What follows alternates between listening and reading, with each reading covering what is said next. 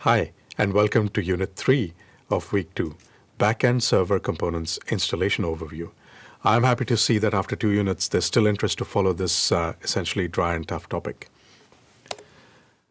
If you remember back to our earlier units, as well as Elizabeth's units, we spoke about the architecture of how the components are designed to be a handshake between the backend components and the front-end components, where both depend on their respective foundation components as well. So in this unit, we will look at the backend components, where to find them, and how to deploy them. Before we go any further, let's have a quick look at the types of Fiori applications available to us today. There are essentially 3 types of applications: the transactional applications, the fact sheets, and the analytical applications. The types of applications being deployed dictate what kind of components to be deployed and the backend system that is required to deploy these components. Talking about each of these types a little bit, transactional applications are essentially task-oriented. The name itself says, a transaction. So you are executing a specific action for example, you're entering your time in your timesheet, or maybe you're a manager and you're approving leave requests or timesheets.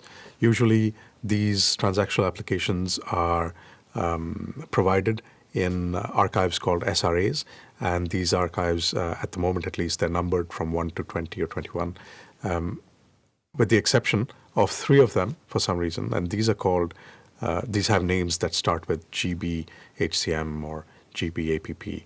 And let's stop there for a moment. I will jump into the GUI, SAP GUI, and let's see these names. I expect now that you're familiar with where we are in the GUI. So I'll just click on the magnifying glass and scroll down in this component list, and there you see them. Let me scroll back up a little bit so we get both types of names there. This is what I was talking about: SRA 001, 002, and so on, and then GB APP and GB HCM. So that's the naming anomaly, let's call it like that, in this particular case.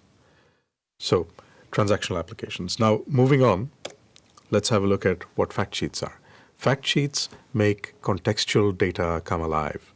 They allow the user to review data at an overview level, drill down into some details, and then finally navigate to a system in order to execute a specific action. The fact sheets require both the ABAP stack as well as SAP HANA.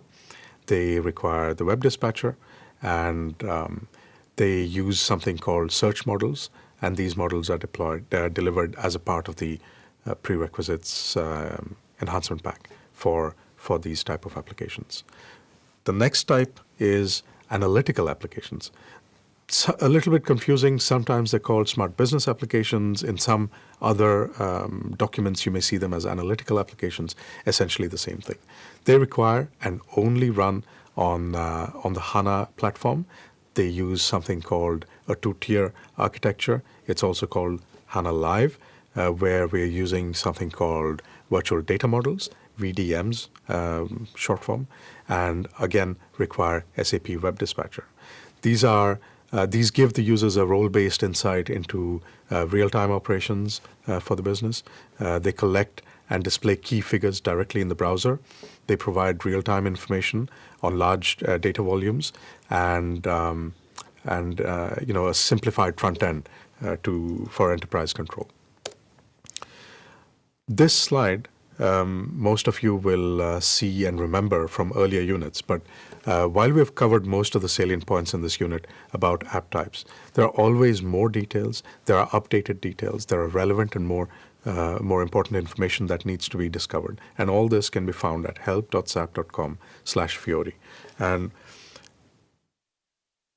clicking on this link takes you to this page in the help portal.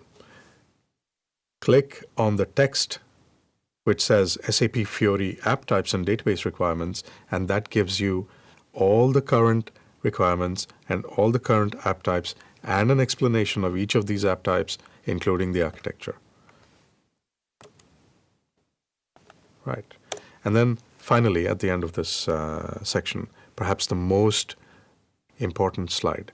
Again, this may be a little bit of a repeat, but it just goes to show how important this recommendation is. We're clearly recommending to use deployment tools like Solution Manager, Maintenance Optimizer Transaction, and the Software Update Manager, and the HANA Lifecycle Manager to manage and deploy Fiori to your target landscape. In some cases only, you may have to use the transactions SPAM or Saint to add new support packages or updates to your existing support packages. And yes, the basis colleagues will tell you these are actual transactions in SAP. I'm not just making them up. But SPAM standing for Support Package Manager, and Saint for add-on installation tool. And you can see that the titles on the menus here in the graphic also reflect that description. And in some special cases, you can manage the entire deployment of a Fiori application using these transactions, but that is really not the recommended approach. So to recap, at the end of this session, we have looked at the backend components. We have based on app types. We've looked at where to find them. We've looked at where to go for more information. We've seen what kinds of tools and transactions are required to deploy these components. And we've also had a look at the help pages. In the next unit, we will repeat this exercise, but at that time focusing on the front-end components. See you soon.